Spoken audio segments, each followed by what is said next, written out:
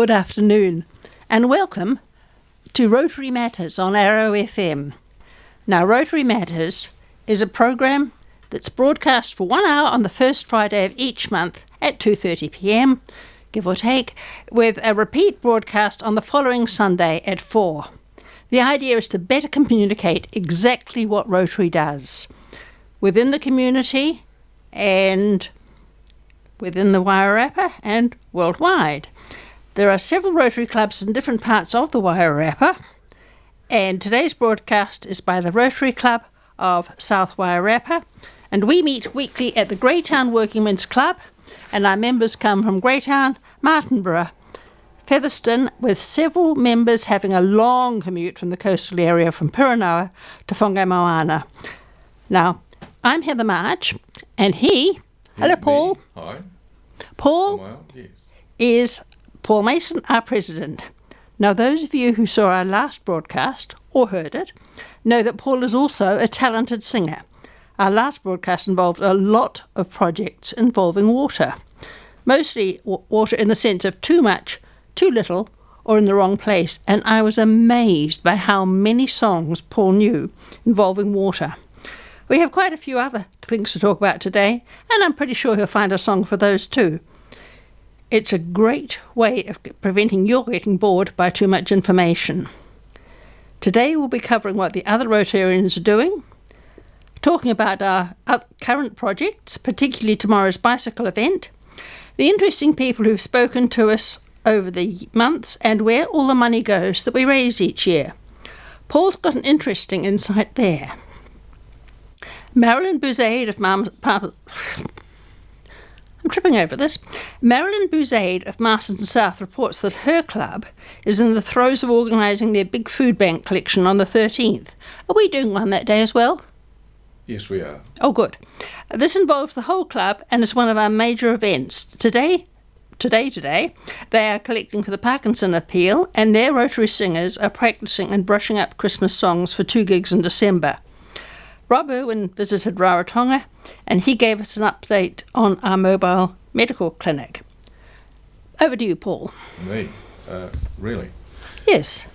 Tell us about Masterton Rotary. Oh, okay. All right. Well, Alan Kirkham reports they've welcomed 3 new members this month. They're still looking for members to develop and expand their range of community support.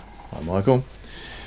They've also sponsored some outstanding young people who are excelling in sports and the arts. They've been doing special fundraising for local and national charities. Alan says that members are very impressed with the way Wairarapa Boxing Academy is engaging so many young people, and his club has pledged continuing support for this very deserving organisation. Pretty soon local students will be going to Rotary team building and the leadership development programs. They're often really life-changing experiences for these young people. Others will be going to the science and technology program in Auckland and the one in the Hutt Valley. Masterton Rotary's Teddy Bears Picnic is on the 9th of November. Was that a week away? Yes, okay, it is a week away, a week and a day. Right, from 1:30 a.m. That can't possibly be. PM. Is that right? No, that's 11:30 a.m. I can tell from here. It's the one. I'm not seeing it double. Okay, it's 11:30 a.m. You don't have to get up that early in the morning, after all. So this is a free event. Usually they get over 1,000 people to come along to it, and along with their teddy bears. It's for young people to bring along their favourite critter, including teddy bears, to a safe environment. No cost to the parents or the caregivers. Or the teddy bears. Or the teddy bears, at all. So there are no commercial stalls, no pressure. Although there will be the popular sausage sizzle. Are those sausages likely to be free? Do you know what the story is? I don't know. There was the although, which suggests there might be a token koha. Although, oh well, there will be the popular sausage sizzle. You never know. Might cost you 50 cents. However, St Matthew girls have adopted this event for community outreach, and they'll be doing face painting, hair braiding, which I don't think I'll need. I don't know. No, I think you'd have to accept price. Yeah, that's Perhaps right. the face painting could just go on a little higher. Yeah, well, that's right, yeah. Or, anyway, and there's also bubble blowing. I don't know whether that is going to be a community event or whether there's going to be a bubble blowing person. They had that bubble blowing person at the Martinborough Fair last year. That was absolutely spectacular. It was particularly amazing to see how he dipped all these bits of string in this big bowl of water, soapy water, and just pulled it out and held it up into the breeze, and all these incredible bubbles being formed. Multiplicitly. It's almost as bad as interfrestically. I didn't think he did anything interfrestically. No? But definitely multiplicitly. I know. Okay. However, Teddies apparently are going to love it. Alan Butler and the Rotary Club of Carterton have been so busy, they've sent us a numbered list. So let's see, we've got the Rotary Club of Carterton held a quiz night at Gladstone Complex, which Mary and I went along with Graham and Sheridan from Graham from our club, our treasurer, and his wife. And we had someone else there anyway, and we did particularly badly. We weren't last. I should hope not. We were second to last. So, but penultimate. We were the penultimate winners, penultimate losers. Anyway, but it was a great night. Really thoroughly enjoyed it, and their folks provided the food, so they had plates of little goodies that came out at the end of the night, and lots of bits and pieces during the night. Very nice. And there was a wood raffle, and New World Carterton raffle, and they had generous private donations. They raised $4,200 in support of End Polio Now. Well, that is fantastic, because as you know, it'll be added to from the Koha Fund, and then Bill and Melinda Gates will be doubling it. Exactly. So that will be terrific, 2 to 1. Yep. So it ends up being more like $8,000 or $9,000 worth once it hits the recipients, the End Polio program, which is quite an amazing program. Are we talking about that later on, the End Polio? I don't believe we are. I talked about it last time, but I don't think you can say enough about it. So say more. That's right, say more. Well, End Polio. Now, I was just reading an email the other day that came in about it, telling us that we are nearing the point where we could say there are 3 strains, aren't there, sort of type 1, 2 and 3 or something. And I think it's type 2 and 3 that have been proclaimed as eradicated, provided we keep on top of the vaccinations, I think is probably the idea. But type 1 is still having outbreaks in a couple of places in the world, notably Afghanistan and Pakistan. Some of the big problems there is distrust of the delivery methods, which has come about sadly by political problems in the area. So they're distrustful, and it's limiting people's access to, of course, the children with the vaccines. People are wondering whether the vaccinations are really what they're touted to be.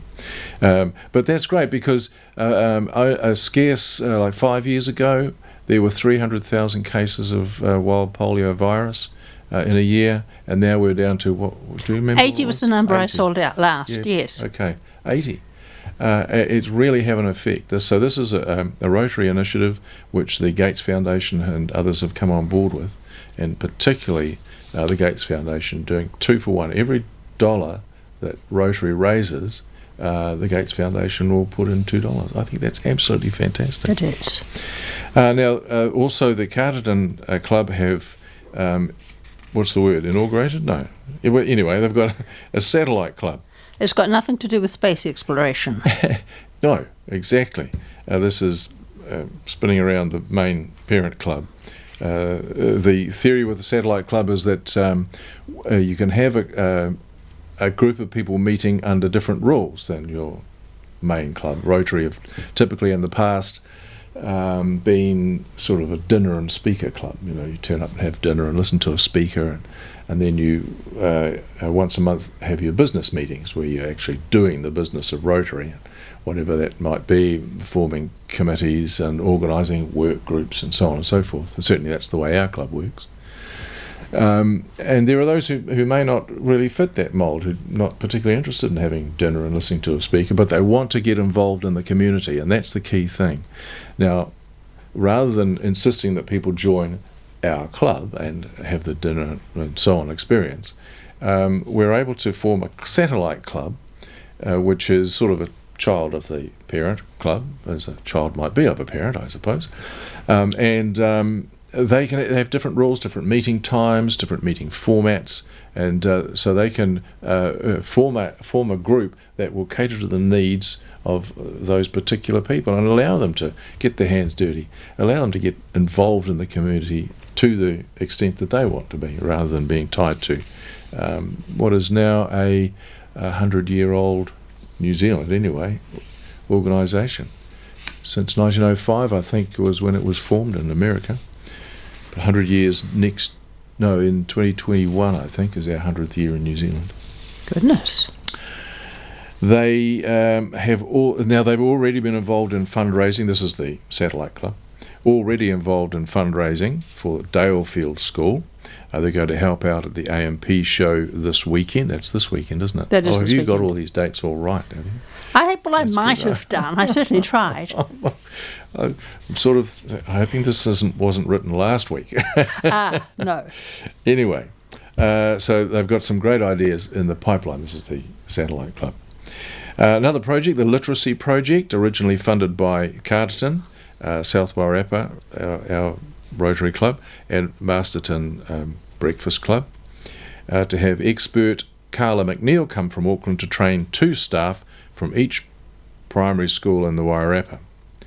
The exciting follow-up to this was that 4 primary schools put all their staff and Carla together during the last school days, and they had great success raising awareness of proven classroom techniques to do with literacy. And they're hoping that's going to continue. They were running a fun Melbourne Cup Bash at Paulonia Vineyard. That's happening soon. Actually, it's next week. Tuesday. Next Tuesday, 3 to 7 p.m. So Mary and I are going along to that. You're not going to that? I haven't thought about it. I have an appointment that day, but it would be a jolly good follow-up. Absolutely, I think so. You're welcome, of course, to give us a call, and I think, yeah. Well, I don't know. They're doing the Melbourne Cup anyway, so they have races, and the Melbourne Cup's obviously on TV, and you bet on that. It was a really fun time. We went last year. You do realise that the horse that wins on TV is the actual horse that wins in Melbourne as well? Is it? All right. Oh, yes. Okay. Okay. For the first time in a number of years, they are also, we're still talking about Rotary Club Carterton, are sending a candidate to the Rotary Young Leaders Awards, isn't it? RYLA. That's it. We have all these acronyms, and so you've got RYLA and PETS and RIDER and what else, RY, all these stuff. So RYLA, Rotary Young Leaders Awards, where young people with leadership potential are mentored, given some tools to develop their leadership skills with.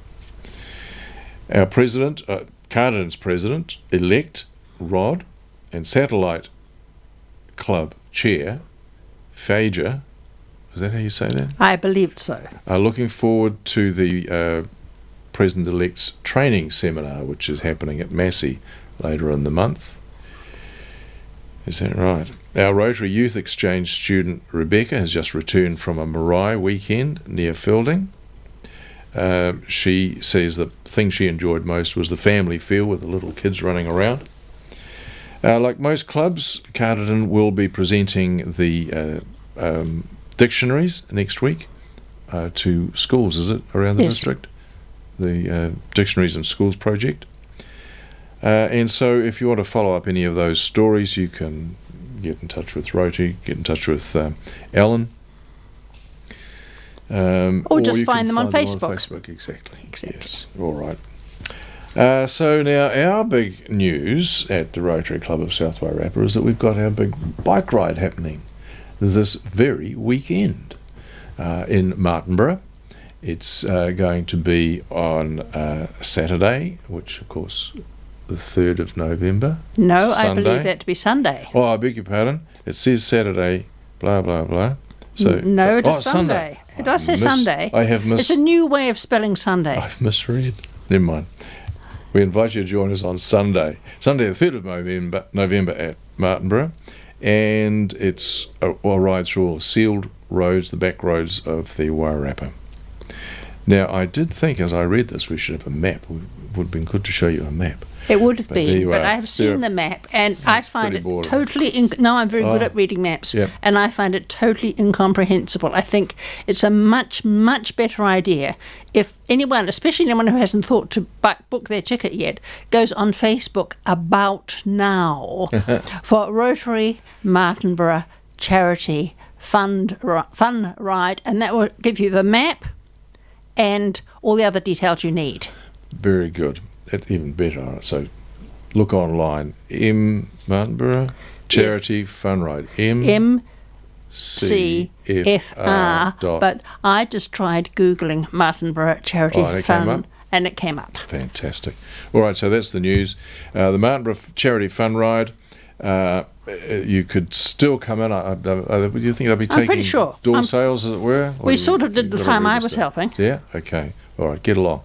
There's a 48k ride, 67k ride, and 115 kilometre ride. I can last about 2 kilometres. How far can you ride? I can't ride a bicycle. Oh, okay. It's one of my great That'll slow you failings. down. Even if I had an electric bike, I wouldn't know where to begin with it. And electric bikes are welcome. Yeah, well, that's right. We've got two this year. Last year, David Halford, who was the president last year, was the only member of the electric bike race. He So came won. first and last. Oh, that's right. First, second, third, and last. Anyway, so bring your electric bike along and get involved in that as well. First ride goes at 9 o'clock in the morning. Lunch will be provided around about 12:30. Hopefully you'll be back by then. And the prize giving shortly after lunch. All riders are electronically timed. We've got a team of professional electronic timers who will be there at the, what do they call that thing? The gate, isn't it? Yes. Yes, at the end of the course. The course will be well signposted, and there are Rotarians from our club scattered around at each juncture to point you in the right direction. And to try and keep the cars away from the bikes, which is a critical thing. Kind of important. Yep. And also to see that the bike riders go in the right directions. I'm told that bike riders are notoriously bad at following rules, following directions. I could be wrong. It may be a function of the fact that some of them do the same loop twice. And once you've gone around in circles twice, perhaps you have this urge to keep on going on till infinity. Fair enough. All our usual sponsors are back again this year, plus a couple of new ones, so the prizes will be as good as ever.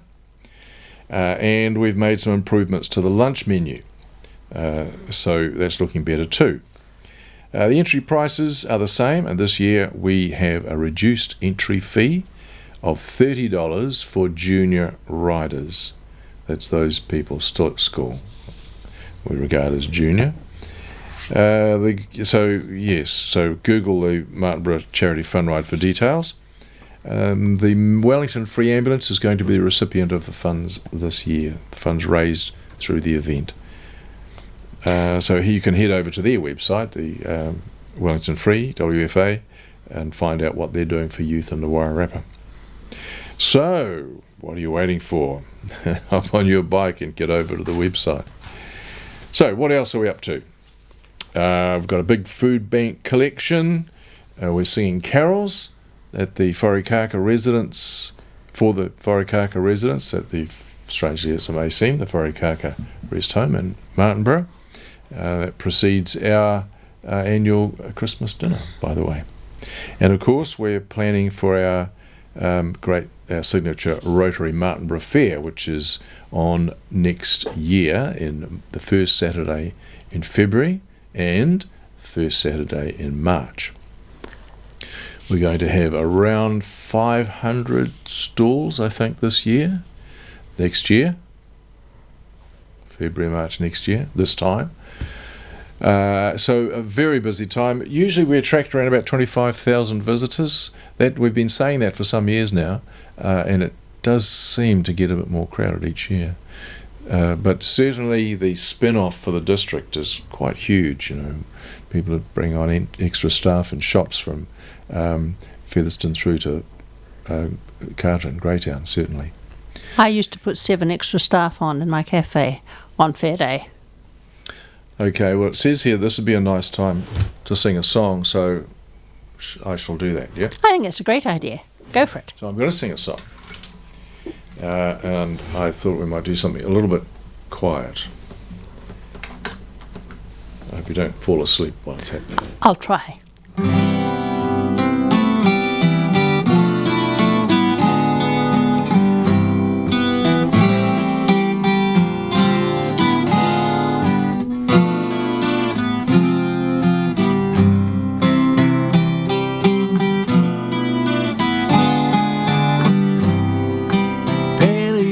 In a stream, falling leaves of sycamore, moonlight in the morn.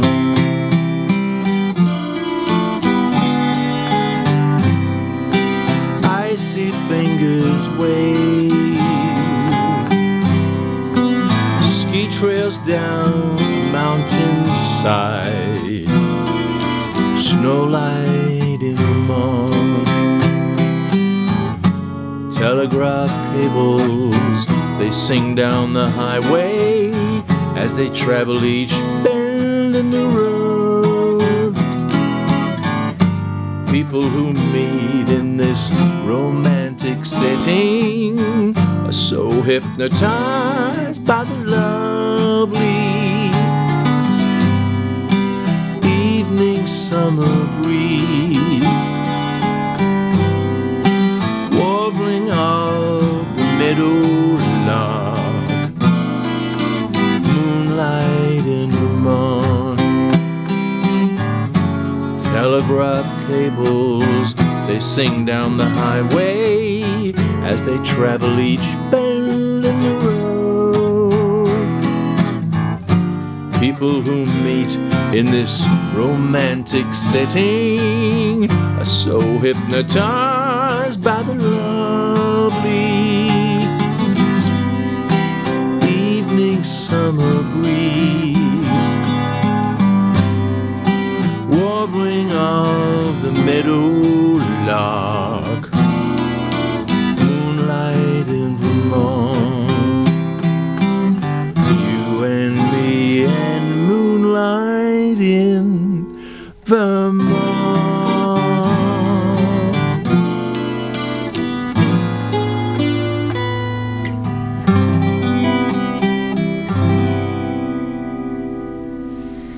You are moonlight in Vermont.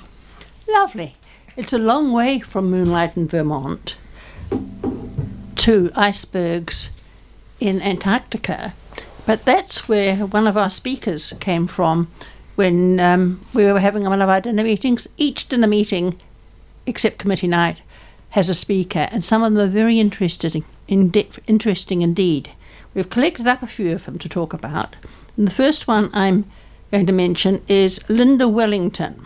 No, that's not Vermont, Antarctica, Wellington. Linda Wellington is her name. Born in Greytown and showing great determination at an early age, when the school had a walkathon towards Woodside Station, she was the last one still going, even refusing a ride from the teacher. She's obviously kept on with that determination. She graduated as a pharmacist and now runs a business in Wellington. She's a member of the Port Nick Rotary Club of Port Nicholson, and her interest in Antarctica was awakened when her daughter went on a scenic flight there. Now, Linda and Craig's journey left from Ushuaia in the very south of Argentina via the Falklands, South Georgia and Shetland Islands to the Antarctic Peninsula. They did not quite reach the Antarctic Circle, but I can promise you, Paul, that I did remember a visual aid. Well done. And on that map, if it's not shaking too much for the camera, you can see Ushuaia, which is on that pointy bit on the bottom of Peru, and it goes right round the islands in the Falklands, which have got all sorts of wonderful names. And I think I held it upside down. Oh, no. Let's try it again the right way up. No wonder I had trouble with that bicycle map. And here we have leaving Argentina, heading through the Falklands, plus wonderful names like Steeple Jackson and Stanley. and Peggotty Bluff and Right Whale, Gold Harbour, South Georgia, and then on down to the Antarctic Peninsula. The Falkland Islands were very windy and treeless, but with a great variety of wildlife, including wandering albatross and 7 species of penguin. The locals are staunchly British, and when they were given a vote on whether to remain a British territory, 98% voted in favour. There are still very many reminders of the war with Argentina and beaches which are closed because of possible landmines there. South Georgia was a highlight of the trip because of its history and wildlife. It is the burial place of the explorer Ernest Shackleton, who made an epic journey from Elephant Island with a small crew to get help to rescue the rest of his crew who were stranded there. They survived for 4 months on a wee piece of clear land behind a glacier. His right-hand man, Frank Wild, is also buried on South Georgia. That island was a base for whaling, and the remains of whaling stations can still be seen. Large numbers of seals, penguins and birds, including some, such as that are found nowhere else, such as weddell seals and leopard. There are 2 introduced predators, brown rats and reindeer. Who in their right mind would want to take reindeer? Never mind. Who knows? Perhaps they thought they'd like the snow. And a successful eradication program was undertaken with the help of New Zealand. Doc did the same in the Galapagos. They helped eliminate the goats. And in 2018, the island was declared predator-free. On the Antarctic Peninsula, Linda saw many types of seals, whales, all the different kinds of penguins. But the tourist companies are committed to looking after the Antarctic environment. They have trained staff and educate the travellers too. It was a bit of a lesson on how we could do better in New Zealand. Now, Paul, do you remember Galen Preston's visit? I do. Would you like to talk about it, or shall I? Sure, no, I'll have a shout about that.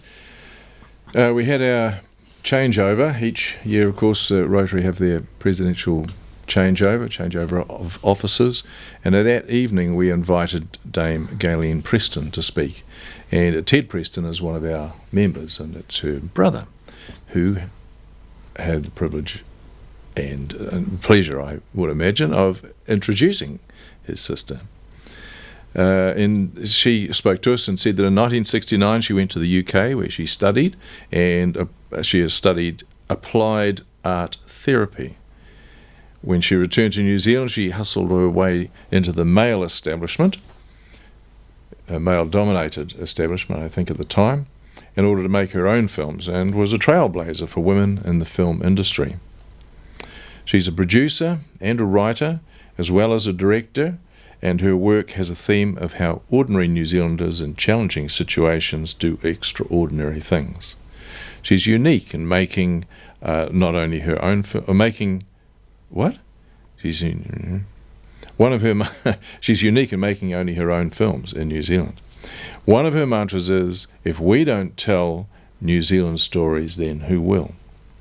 She's won many awards and held many film and radio-related positions, and is a Dame Companion of the New Zealand Order of Merit. She said it was an honour and a privilege to be with us, and on our 50th anniversary, which I didn't mention, but our changeover this year is the 50th year of the South Wairarapa Rotary Club. She reminisced about growing up in Greymouth and going to the movies in the local flea pit, you called it? I guess that's what we all called our old movies in the day. Did you? Indeed we did.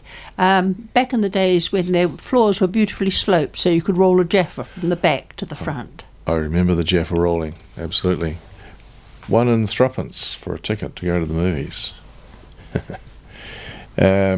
So that was about watching movies with others as much as watching the films themselves.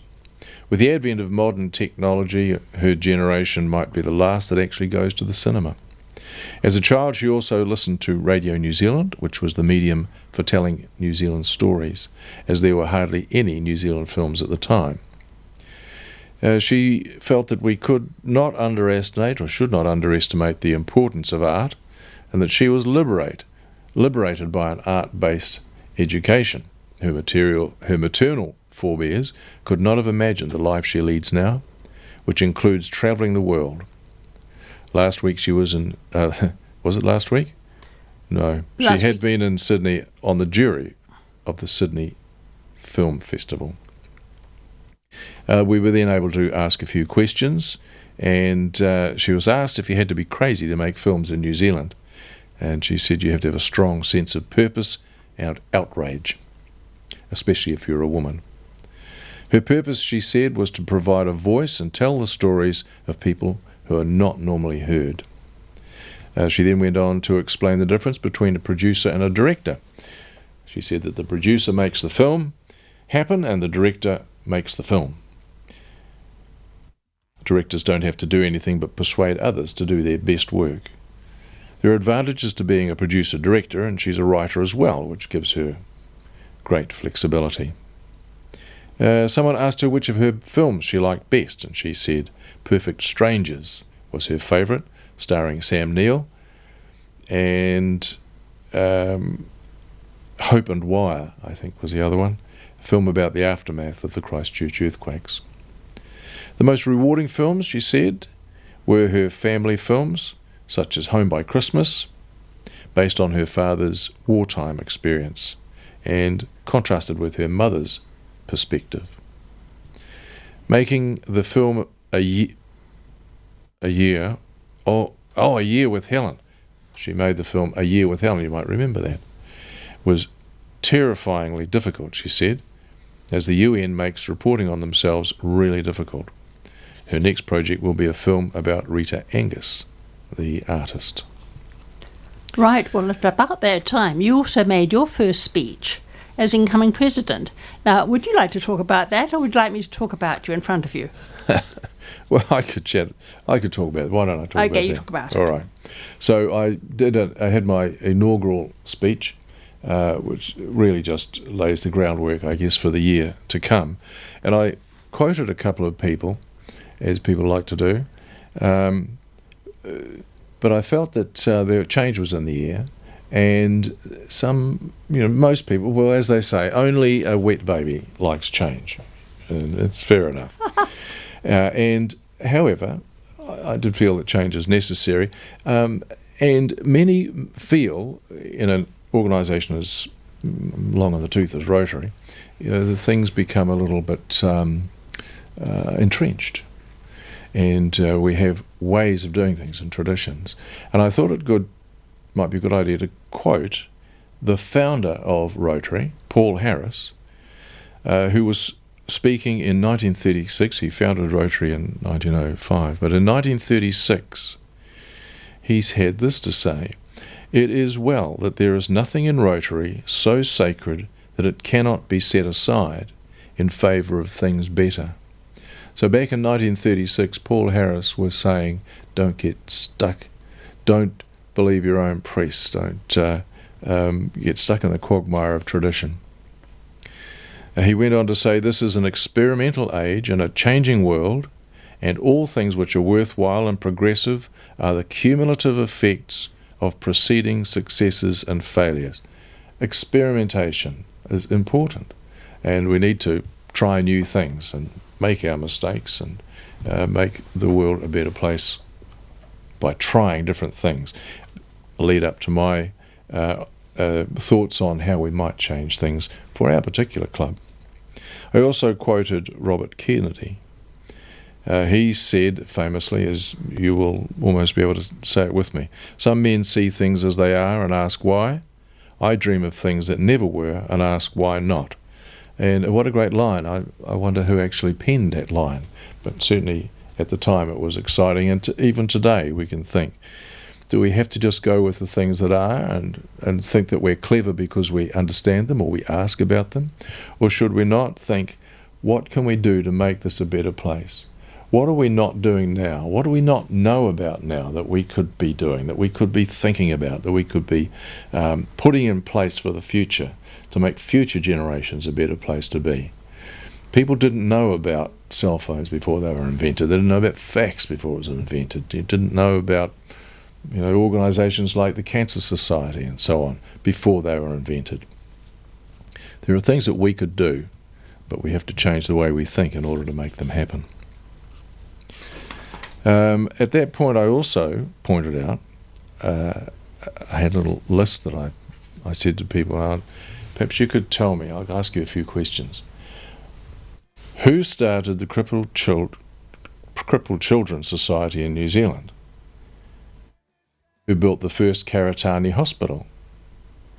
Who organised the first mobile TB clinic in New Zealand? Who started milk in schools? Who began the first health camps in New Zealand? Who brought defensive driving courses to New Zealand? They started in Australia, but who brought them to New Zealand? Who built the first women's public toilet facility in New Zealand? Who began the National Kidney Foundation? Who began riding for the disabled? Who began the Asthma Society? Who do you think began the National Children's Health Research Foundation? And if you answered Rotary to any of those questions, you would have got it right. And these are all organisations that didn't exist when they were first mooted. People had to think outside the box, and they had to take a risk. Even our own Martinborough Fair was a risk at the time. When Bill Fetch came back from Germany after a trip there for an operation, I believe, he saw a craft fair and thought, what a great idea, that'd fly well in New Zealand, I'll bring it back. And he put it to our board, and they said, they won't fly, they'll never fly. And it took him a couple of years to get them to agree to run a Martinborough Fair, and they had 30 stalls, I think, at the first fair, and made a loss on the fair. But fortunately, the club itself did a craft stall, selling jam and cakes and stuff that they'd made, and they made the profit, which actually meant that the fair made a profit after all. But now look at it, 25,000 plus people a year coming along, 500 craft stalls or stalls of various ilks, and an estimated spin-off to the Wairarapa of somewhere in the region of $8 or $10 million each time we run this fair. It's huge, but nobody had thought about it before it was thought of, was my point. We need to be able to break the mould sometimes. Is that enough from me, do you think? I think probably is. I'm going to skip a couple of things because otherwise we're going to be running out of we're going to run out of time long before we run out of program, and I've been told we mustn't run out of time, so we won't. But I'm going to skip a couple of these things. I'm going to talk about Harry Wilson, who's the new Chief Executive Officer of the South Wairarapa District Council. Not so new now, but he was new in August when he spoke to us. And he made the point that councils are about people and need to be part of the community, and he acknowledged there is a lot of work to do in this area. Of course, he's since then been through the election, has got a whole new set of councillors, and I suspect a whole new set of problems, and including a new mayor, who I'm not describing as a problem at all, you understand, it was just a figure of speech. And our very own Mr. Eames, of course. Oh, yes, of course, Garrick, yes, of course, Garrick yes. has become a councillor, and he's now the deputy mayor. That is fantastic. I think Garrick will be great in that role. And what Mr. Wilson said was that the biggest challenge in the Wairarapa was how to balance development, protecting the environment, retaining local character, and avoiding developer-led growth, which has occurred in other places with disastrous results. And I suspect he's making that a pretty close to home kind of warning. I think he's seen the amount of growth that we are poised to undertake, and he's thinking, right, okay, perhaps we should tie-ho a little bit here.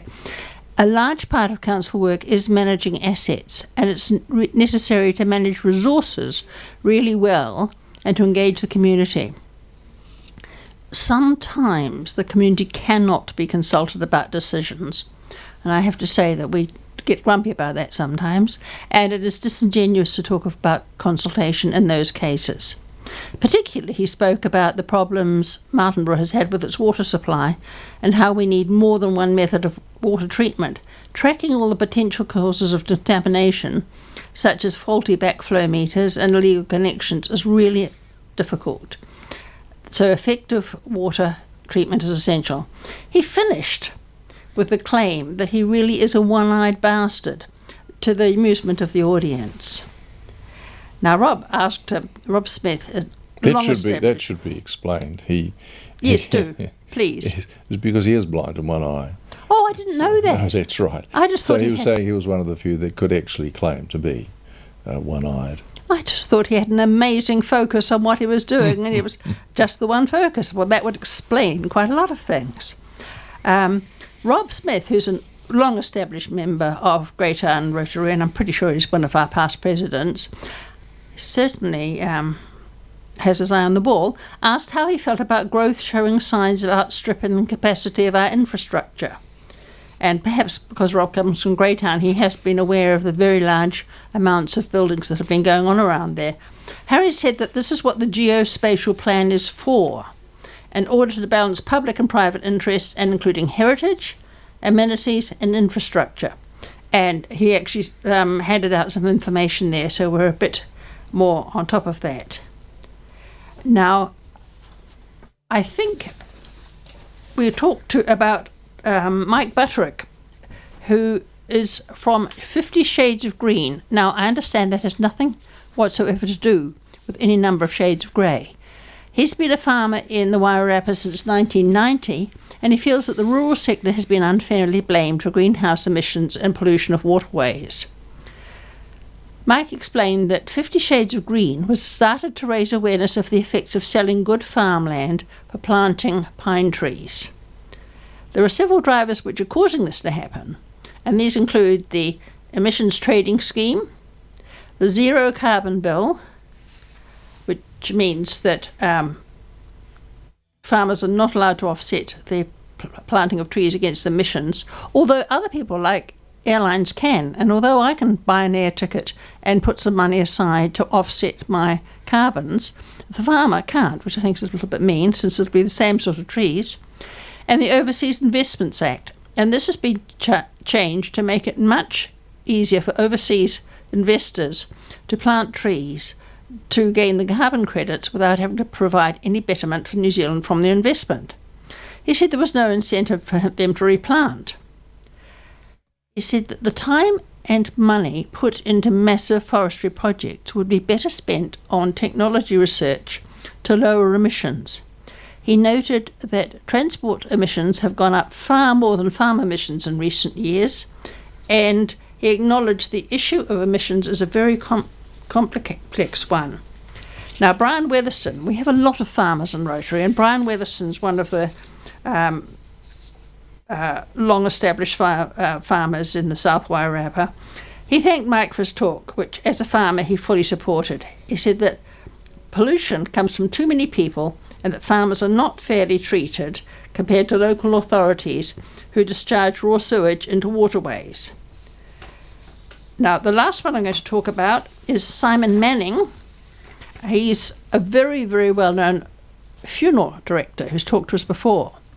He opened with a quote from William Gladstone, British Prime Minister from 1809 to 1898, who said, "Show me the manner in which a nation cares for its dead, and I will measure with mathematical exactness the tender mercies of its people, their respect for the laws of the land, and their loyalty to high ideals."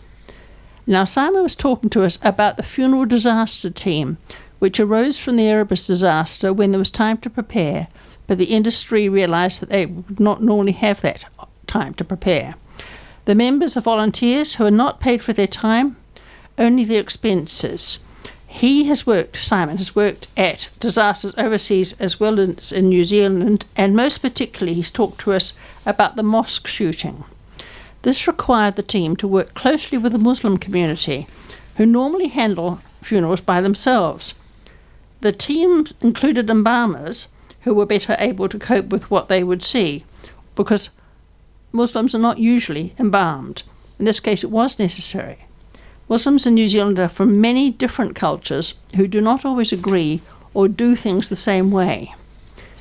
The team followed Muslim custom and having the families wash the bodies of the relatives, men caring for the men and women for the women. Each was able to participate in the washing and then the viewing, and then the wash body was shrouded in a way that combined Muslim custom with practical considerations. The team worked with family liaison people to help with registering the deaths and filling out all the forms. Most people were buried on the Friday following the shooting, and great care was taken to ensure that the right person was put into each grave. This is an unusually short time between death and burial, although it's normally much shorter in a culturally Muslim country where you don't have a situation such as the aftermath of the shooting. Other countries wondered how we managed to achieve that. Simon finished by saying that the Muslim families showed no anger and they appreciated what was being done. He was very impressed by their kindness and gentleness and thought the response from other cultural groups might have been very different. And Paul, last, I think, of the speakers, could you talk to us about Shane and Lynette McManaway, who came to the club with an idea for a new project in Greytown? Sure. Shane and Lynette visited us and spoke to us about their new project. Shane grew up in the Wairarapa. He's a cousin of one of our members, France Skeet, our oldest member, and certainly the oldest. He was the charter member of the club. Would he be a charter member? Yes, he was a charter member. Crikey. He and Norrie were the oldest too, and now Francis, the oldest survivor. Now, definitely a charter member. So he's over 90 now, isn't he? Oh, yes. It doesn't quite compute. But anyway, carry on.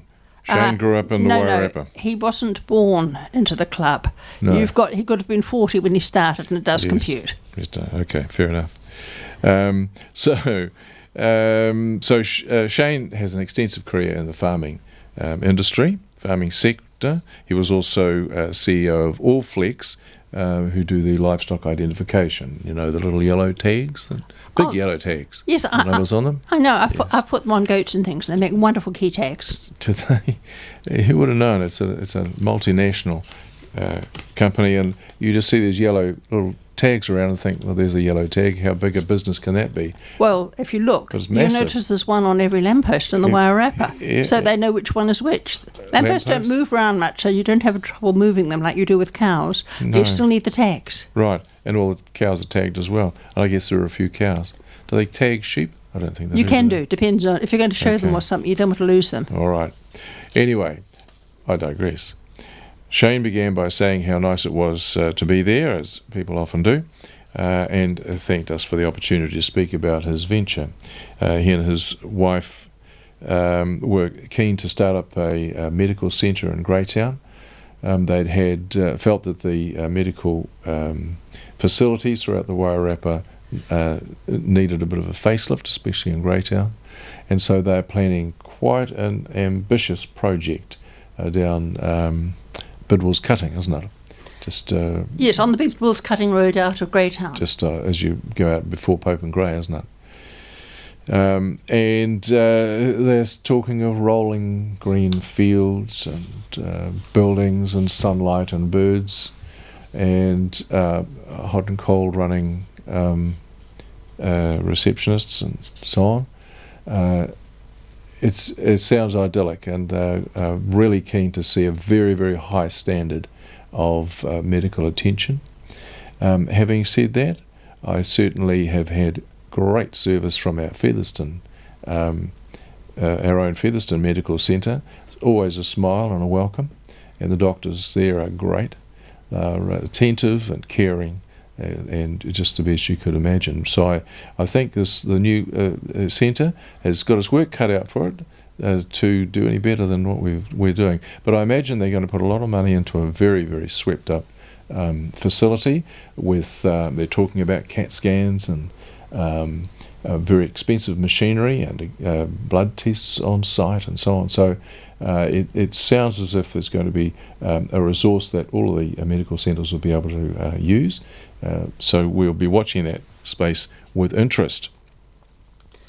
That sounds awesome. Now what I'm going to do is play one little CD track, and we can shuffle our pieces of paper, and we're going to have to do a bit of a wrap-up because we actually have only 7.5 minutes to wind up this program, so I will give it my 7.5 cents worth, and we'll work out what we're going to talk about for the last few moments.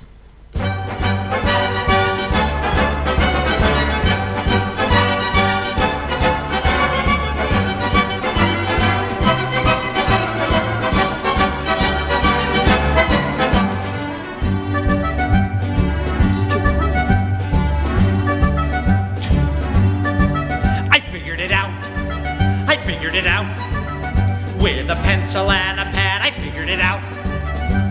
7.5 cents doesn't buy a hell of a lot. 7.5 cents doesn't mean a thing.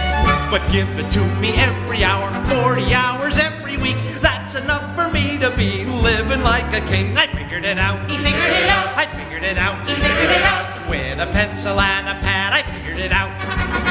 Only 5 years from today. Only 5 years from today, I can see it all before me. Only 5 years from today.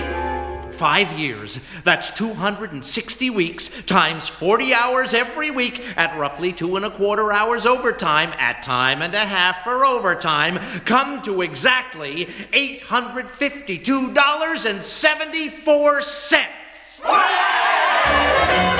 That's enough for me to get an automatic washing machine, a year's supply of gasoline, carpeting for the living room, I'm thinking of getting the plastic room. not to mention a 40-inch television set. So, although 7.5 cents doesn't buy a hell of a lot, 7.5 cents doesn't mean a thing. But give it to me every hour, 40 hours every week. That's enough for me to be living like a king. I figured it out. She figured it out, she figured it out. I figured it out with a pencil and a pad. I figured it out. Only 10 years from today. Only 10 years from today. I can see it clear as daylight. Only 10 years from today.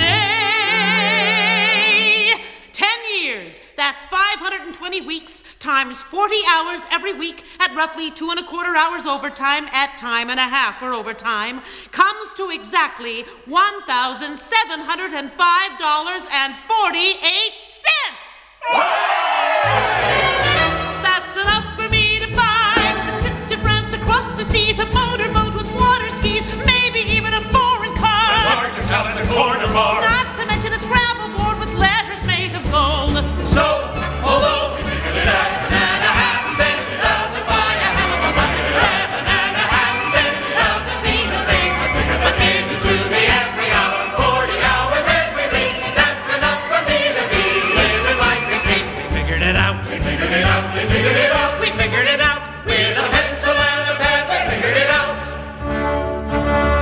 Only 20 years from today. Only 20 years from today. I can see it like a vision. Only 20 years from today.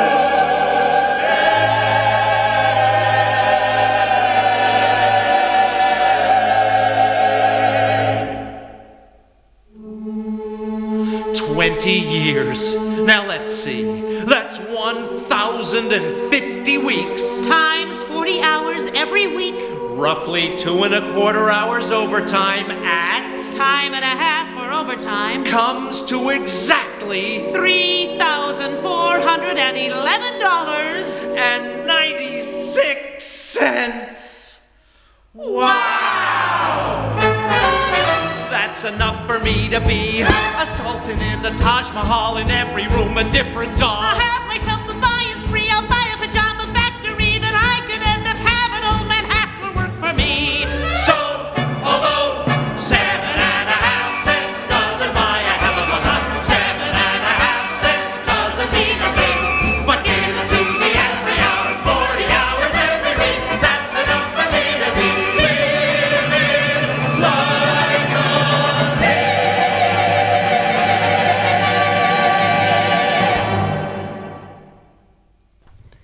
Well, that's our 7.5 cents worth for today.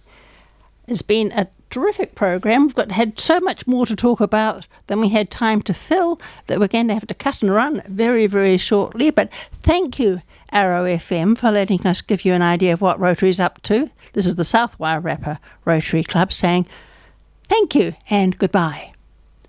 Goodbye.